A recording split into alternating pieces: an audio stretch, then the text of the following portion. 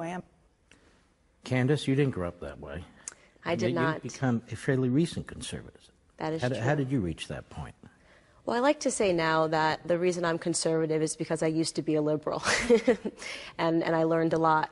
Obviously, growing up in a black household, there's a lot of emphasis placed on black people today being liberals, being Democrats. It's pretty much programmed into us via the public school system that that is the only option for us because Republicans, of course, are racist and they want to harm the black community. And I had a different experience in life, realizing that everything in my life seemed to be going wrong.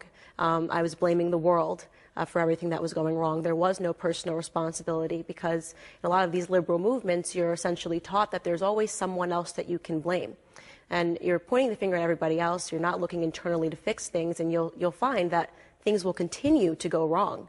So during the 2016 election cycle, I was watching our wonderful president take a run for the White House, and the conversation was very strange. The rhetoric that the media was using was extremely aggressive. They were trying to convince me that he was a racist, that he was a sexist, that he was a misogynist, at one point that he was incestuous, right? They started that horrible story about Ivanka Trump, and at one point that he was a rapist. And I said, this is very strange.